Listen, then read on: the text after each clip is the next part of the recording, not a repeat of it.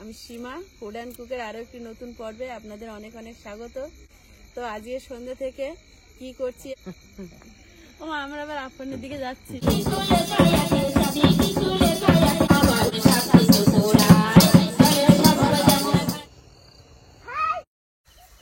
এই খড় না, একদম খড়ের গোড়া, সেই তুলে বাচ্চারা খুঁড়ে খুঁড়ে একদম খড়ের ঝাঁপ করে এইভাবে করতে কেন? আগে কিছুটা দাও, দিয়ে উপরে আলু দাও। বাবু বলছি তোমার স্পেশাল। ওরে বাপরে, তো জ্বালানি বিশাল কাজ চলছে। আলু সাজানো হচ্ছে। এই ডিম দিচ্ছে নাকি এখানে? মুরগি বসানো হবে, এই ঢাকা দিলাম। চলো সবাই মিলে হাত দাও, তাহলে হবে। এইটা ধরো, এই পিসির কাছে দাও, লাইটার দাও। দিয়ে দিয়েছে না, হবে না। কিরম দেখা কি মনে হচ্ছে?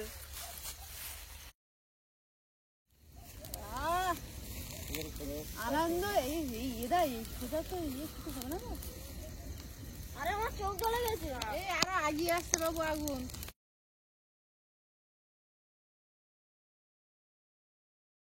গরম হয়ে গেছে, এখন মুখ টুক পুড়ে যাওয়ার লক্ষণ। এতটা দূরত্বে সবাই দাঁড়িয়ে আছে, তো কেউ দাও। এইধারে চলে আসো তো সবাই পুড়িয়ে পুড়িয়ে খেতে। এইভাবে বেঁধে আলুটা এর ভিতরে আলুর ভিতরে একদম ভাপা হয়ে যাবে। একদম এইটা পুরো ভুরভুরে আলু হয়। নাকি এক জায়গায় বসে খাওয়া হবে। আর এরকম ঝাঁপানো খড় না, খড়গুলো ছেঁড়া হবে। হ্যাঁ, সেটা তো পারতাম না তখন অতটা। আর এই খড় ছেঁড়া ছুটে ছুটে নিয়ে আসা, ঝাঁপ করা, এর একটা আনন্দ আলাদা।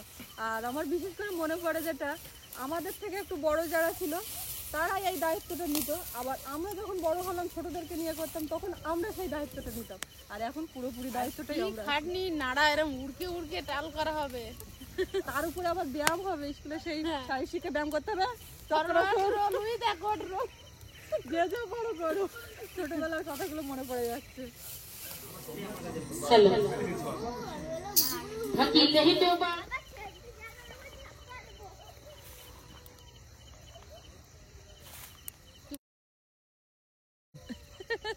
আলু হয়ে গেছে না এতক্ষণে? না, আর একটু থাক, ভাবে না হলে শক্ত। অনেকটা খড় পুড়েছে, ওর ভিতরে যে আগুন আছে তার ভিতরে ভাপা হয়ে যাবে আলুগুলো পুড়ে। ভাপা হলেই ভাল লাগবে আলু পোড়াটাই তখন এই আলু পোড়া খাওয়ার একটা প্রবণতা কিন্তু আমাদের গ্রামে আছে।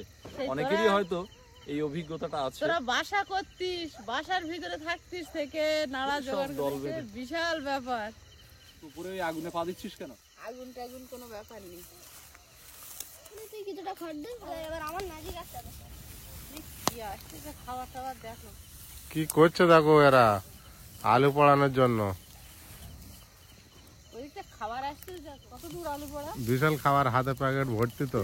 পুরো ট্রেন আসতেছে, ওর সঙ্গে জল আছে। এই তোরা আর দিচ্ছিস। ওদেরকে একটু হয়তো ভাগ দিতে হবে, তাদের খাও। আমার তো করার লোক নেই, করে করার লোক নেই। সৌরভের সঙ্গে পড়ে খেয়ে বেশ দেখলাম। তাই বলি, আমি দোকানে গিয়েছিলাম, তাই বলি যে এই খাবারগুলো হয়ে গেল, শেষ হয়ে গেছে। দোকানদার বলছে শেষ হয়ে গেছে।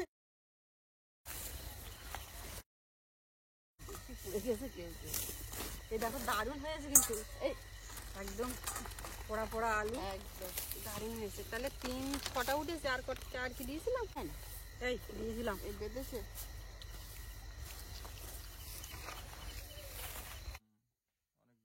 আমি আলুগুলো ছাড়াচ্ছি, কিন্তু বিষয় যেটা দাঁড়িয়েছে আলু একটা মাঠে থেকে গেছে। পরে আবার চালিয়ে দেখা গেল যে আলু 7টা না 8টা। আমি খুঁজতে যাবো, একটা আলু মানে অনেক। আমি ওই আলুটা নিয়ে আসি।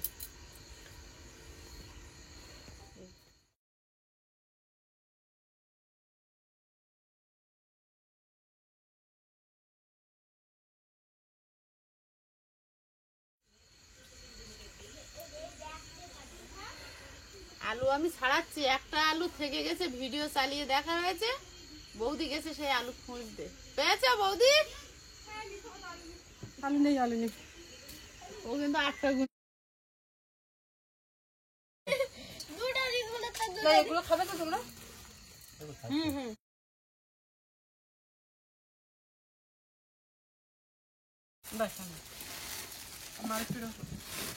অনেক পড়ে গেছে। কেমন লাগছে আমার ভালোই বলেছো? লেগেছে, হেভি লেগেছে, হ্যাঁ হেভি লেগেছে। হেব্বি লেগেছে? আমার খাওয়ার গোটাবার ভালো লেগেছে তোমাদের? টেস্টটা হেভি লাগছে কিন্তু বিশেষ করে আলুর জন্য। আলু পোড়া দিয়ে একদম হেভি হ্যাঁ দারুণ শুধু লেগেছে। আলু না তো ওইটা সত্যি।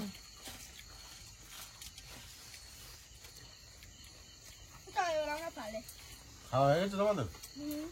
আমার তো বেশ ভালো কাজ। তাহলে উঠবে এবার বলছো? এগুলো শেষ হলো না যে?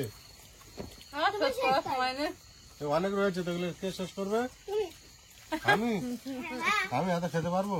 হ্যাঁ, ও দুজনের খাবার কিভাবে খাবো? এত ছবি এগুলো আমার দোষ? কার দোষ? এগুলো আমার দোষ। মুড়ি যদি প্যাকেট থেকে পড়ে তো আমি কি করবো? প্যাকেটটা ছড়া ছিল তলে কি করবো? কন্ট্রোল করতে পারিনি প্যাকেট। মার জন্য রাখা আছে আর বাবাও ছিল না এখানে, বাবা এসছে তাকে ভাগ করে দেওয়া হয়েছে, মা আসেনি এখনো, মার জন্য আছে। মুড়ি আমরাই দুজন খাই। বড় গামলা আমাদের দিকে, জামাইকে ছোট গামলা। মার জন্য রাখা আছে তো? হ্যাঁ হ্যাঁ। বাবা তো খাচ্ছে। এবারে আমি চা বসাবো। না পাগল, আর একটু খেয়ে যাও। তুমি খেতে লাগা? তুমি আলুগুলো সব বেছে বেছে নে না। আমি তো বলবো না। না আমি দেখেছি।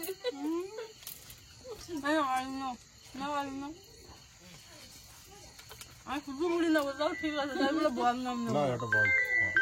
না একটা নাও, না পাগল একটা নাও। হ্যালো, চলবে। পাশাপাশি আপনার ব্রেকফাস্ট, লাঞ্চ এগুলো সবই বোটেই থাকবে।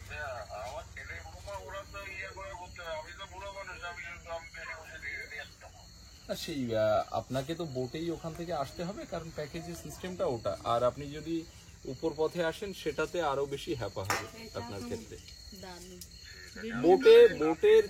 বোটের ছাদে চেয়ার পাতা রয়েছে, খাওয়া দাওয়া সবকিছুই বোটে। বিকাল থেকে ঘোরাঘুরি করে সন্ধ্যাবেলা আলু পুড়িয়ে মুড়ি মাখা খেয়ে এবার রান্নার দিকে চলে এসেছি। রাত্রেবেলার খাবার অ্যারেঞ্জমেন্ট হচ্ছে লুচি আর মাংস। তো এখন বৌদি মাংসের জন্য মশলা রেডি করছে আর আমি লুচিটা, আমি ময়দা, এক গামলা ময়দা আমি ময়দায় ডুবেছি।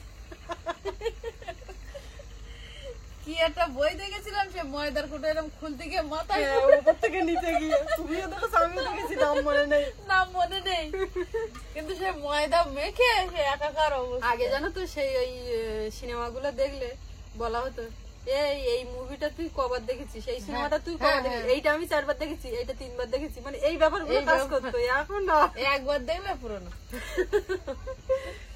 এরকম হতো।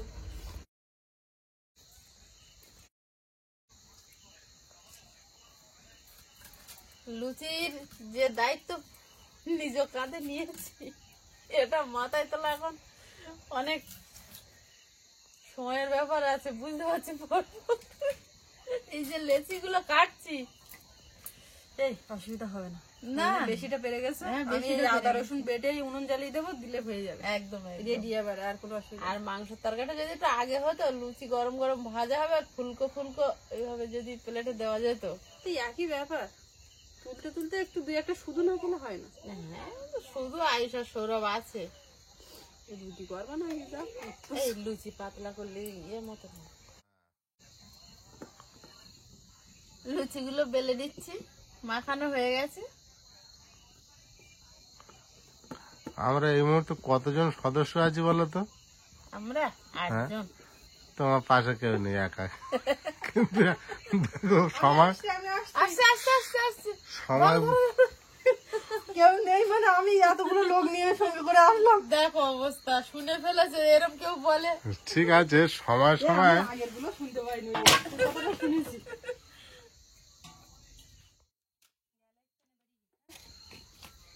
হবে কি করে? এই 8 জন না 9 জন প্রথমে ধরে।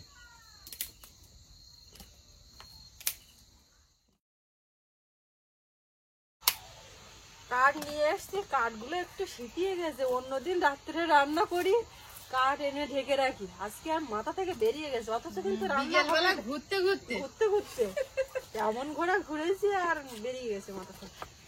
জ্বলে যাবে সব শুকনো কাঠ।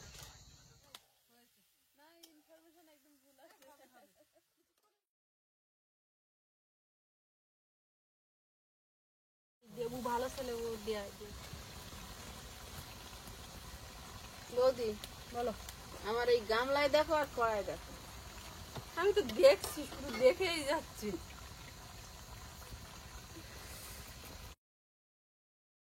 হ্যাঁ গো,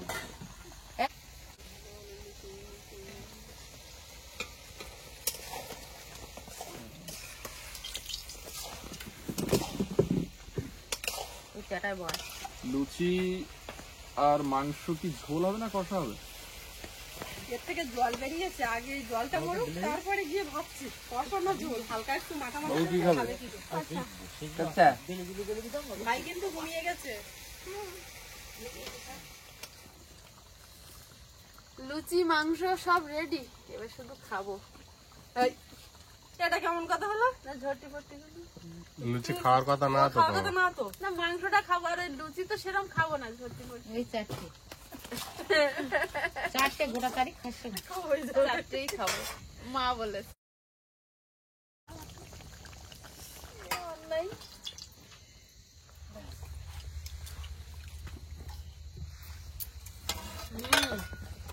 বৌদি কি বলবো, আমি তো সেই ঝটি ফটি খাচ্ছি, ভালো বলবো? ভালো বলতে হবে না, তার সিম্পল লুচিটাকে মুড়িয়ে খেয়ে নিচ্ছে।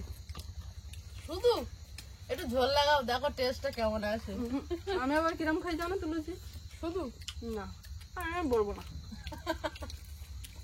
চারটে না, ও পাকার বিটি গরম গরম খেয়ে নেয়, ওই কাঞ্চারি খায় বেশি, ওর মা খায় না।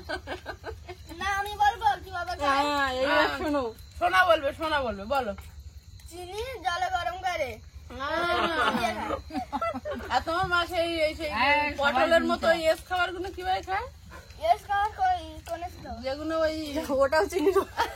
ওইটা আমি জানি ভালো, চিনির জল গুলে ওতে ভিজিয়ে। ওই চিনি রস করে এই লুচিটা যেভাবে স্বাদ পাবো আমি, হ্যাঁ। হাজার মাংস দিলেও আমার পাবে শেষ না, হবে না? আমি লাস্ট একটা লুচি হলো ওইভাবে খেয়ে তৃপ্তি করে খাই, কিন্তু আজকে একটু ঝামেলা যাচ্ছে আচ্ছা, কটা খেয়ে। তুমি তো বলতে আমি এখানে জল বসিয়ে দিতাম রস করার জন্য। ওই তো জল দাও।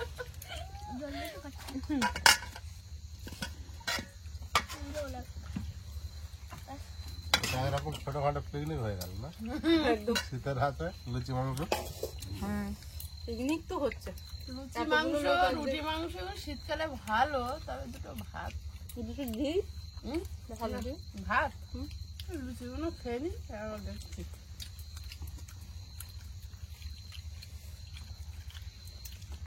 তো বিকাল থেকে ঘোরাঘুরি করলাম, তারপরে সন্ধ্যাবেলা আলু পুড়িয়ে খেলাম মুড়ি মাখা করে, আর এখন খাওয়া দাওয়া করলাম। তো আজকের পর্বটা আর বাড়াবো না, তো দেখা হবে আগামী পর্বে।